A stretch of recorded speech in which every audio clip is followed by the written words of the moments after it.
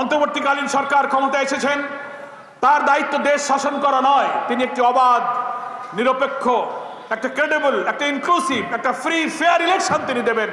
কিন্তু সেই ইলেকশন দিতে অহেতুক বিলম্ব করার মধ্য দিয়ে দিল্লিতে বসে যারা ষড়যন্ত্র করছেন, আন্তর্জাতিক সমস্ত আইন লঙ্ঘন করে একজন পলাতক খুনের আসামিকে যারা আশ্রয় দিয়েছেন, যারা অডিও ভিডিও বক্তব্য দিয়ে আমার দেশের অখণ্ডতার বিরুদ্ধে ষড়যন্ত্র করছেন, তার বিরুদ্ধে অন্তর্বর্তীকালীন সরকারকে আইনি পদক্ষেপ নেওয়ার জন্য আমরা আহ্বান জানাই। আমরা যেমন নির্বাচনের জন্য তাড়াহুড়ো করছি না, তেমনি লম্বা সময় আমরা দিতে চাই না, কারণ লম্বা সময় দিলে ষড়যন্ত্র হবে। এই মতিঝিল পল্টন, বাংলাদেশের রাজধানী ক্যাপিটাল সিটি হচ্ছে ঢাকা, আর পল্টন হচ্ছে সেই ক্যাপিটাল সিটির heart of the capital city হচ্ছে পল্টন আর মতিঝিল। এখানে 28 অক্টোবর 2006 কিভাবে শেখ হাসিনা খুনির নির্দেশে লগি বৈঠা দিয়ে আমার ভাইদেরকে শহীদ করা হয়েছে, কত আন্দোলন, কত শাহাদাত, কত গুলি, কত রক্তের স্মৃতি এই পল্টনে আছে। আজকের এই পল্টনের ঐতিহাসিক কর্মী সম্মেলন থেকে আমরা আমাদের প্রিয় আজহার ভাইয়ের মুক্তি দাবি করছি। কর্মী সম্মেলনের ব্যাপারে দুইটা বক্তব্য আমার। একটা হচ্ছে, আমরা 18 বছরের কালো যুগের অবসানের পিছনে যাদের রক্ত, যাদের জীবন, যাদের শাহাদাত, যারা পঙ্গু হয়েছে, যারা পরিবার পরিজনকে তছনছ করে দিয়েছে, আজকের এই সম্মেলনে আল্লাহ তাআলার কাছে তাদের এই ত্যাগ এবং কোরবানি কবুলের জন্য দোয়া করছি। আমার প্রিয় কর্মী ভাইরা, এই বর্তমান ক্ষমতাসীন সরকার এবং আমরা ফ্যাসিবাদ মুক্ত বাংলাদেশে স্বস্তির যে নিঃশ্বাস ফেলছি, এই মুক্তির স্বাদ পর পিছনে আমাদের এই সব কর্মীদের বিরাট কোরবানি, বিরাট গৌরব, বিরাট অংশগ্রহণ এবং তাদের ত্যাগের কারণেই আমরা কিন্তু সুযোগ পেয়েছি। কি বলেন, ঠিক কিনা? ফলে তাদের এই রক্তদান, তাদের এই ত্যাগ, তাদের এই জীবন দানের করে তারা আমাদের কাছে ঋণী করে রেখে গেছে। তাদের এই দায় শেষ করার জন্য আমাদেরকে কিছু দায়িত্ব পালন করতে হবে। অন্তর্বর্তীকালীন সরকার ক্ষমতায় এসেছেন, তার দায়িত্ব দেশ শাসন করা নয়, তিনি একটি অবাধ, নিরপেক্ষ, একটা ক্রেডিবল, একটা ইনক্লুসিভ, একটা ফ্রি ফেয়ার ইলেকশন তিনি দেবেন।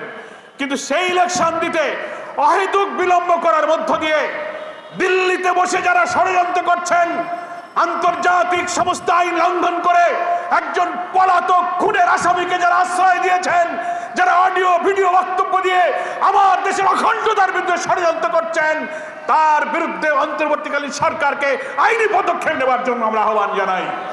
এবং আজকে আমার সোনার ছেলেদের রক্তের বিনিময়ে অর্জিত নতুন বাংলাদেশে তাদের ত্যাগ এবং রক্তের ঋণ শোধ করার জন্য অন্তর্বর্তীকালীন সরকারকে আমরা বলবো, অবাধ নিরপেক্ষ নির্বাচনের জন্য সমস্ত রাষ্ট্রযন্ত্রের সমস্ত অর্গানে পচন ধরেছে, দলীয়করণ, দুর্নীতি খেয়ে ফেলেছে আমাদের।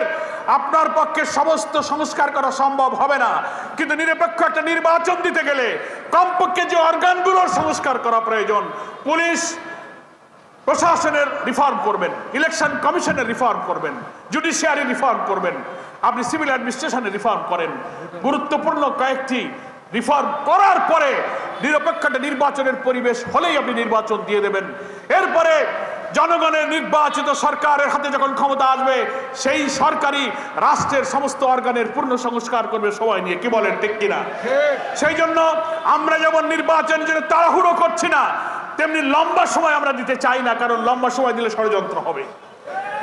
এবং এই অবাধ নির্বাচনে জামাত ইসলামী, ইসলামী ছাত্র শিবির, বাংলাদেশে ফ্যাসিবাদ বিরোধী আন্দোলনে যারা মাঠে রক্ত দিয়েছে, সকলেই এই সরকারের সাথে থাকবে ইনশাআল্লাহ। কোন অরাজকতা, ওই আনসার কাণ্ড, ওই প্রতিবিপ্লব, জুডিশিয়াল কু এবং সিভিল প্রশাসনকে অস্থির করার সব চক্রান্ত দেশপ্রেমিক সেনাবাহিনী, বিপ্লবী ছাত্র সমাজ এবং রাজনৈতিক দল ব্যর্থ করে দিয়েছে ইনশাআল্লাহ। এবং আগামীতে সব ষড়যন্ত্র এদেশের জনগণ ব্যর্থ করবে। এবং আপনার অন্তর্বর্তীকালীন সরকারের প্রধানকে আমি অনুরোধ করব, আপনার ভয় পাওয়ার কিছু নেই, অরিড হওয়ার কিছু নেই। আপনি 4 তারিখে সমস্ত দেশের বিরোধী দল এবং সমস্ত দলকে আপনি আহ্বান জানিয়েছিলেন, প্রধান উপদেষ্টার ডাকে সাড়া দিয়ে ফ্যাসিবাদ বিরোধী আন্দোলনের শরিক সমস্ত দল, ইসলামপন্থী, ডান বাম সবাই আপনার পাশে গিয়ে দাঁড়িয়ে প্রমাণ করেছে। সারা দুনিয়া দেখেছে যে আপনার পাশে বাংলাদেশ আছে। বলে কেন আপনি ভয় করবেন? আপনি শক্ত হন, দৃঢ় হন।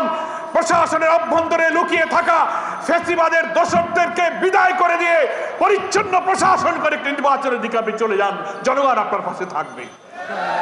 এ ব্যাপারে যদি আপনি কোনো কার্পণ্য করেন তাহলে আবার জনগণের মনেও প্রশ্ন তৈরি হতে পারে, কি বলেন, ঠিক কিনা? আপনি আর বিলম্ব করবেন না। আর আপনাদের কাছে, দেশবাসীর কাছে আমার আহ্বান থাকবে যে আসুন, অনেকে অস্থির করার চেষ্টা করবে, তাড়াহুড়ো করবে, নো, আমরা শান্ত থাকবো। জনগণ ভোট কেন্দ্রে যেন যেতে পারে, একটা সুন্দর ভোট করার কাজে সরকারের যে রিফর্ম, সরকারের যে পদক্ষেপ, আমরা সেই পদক্ষেপকে সাহায্য করব ইনশাআল্লাহ। কর্মী ভাইদের জন্য আমার মেসেজ এবং বক্তব্য হলো, এই রক্তের ঋণ, এই রক্তের দায় শোধ করার জন্য জামাত ইসলামীর কর্মীকেই বাংলাদেশে মুখ্য ভূমিকা পালন করতে হবে, অন্য কেউ করে দেবে না। কারণ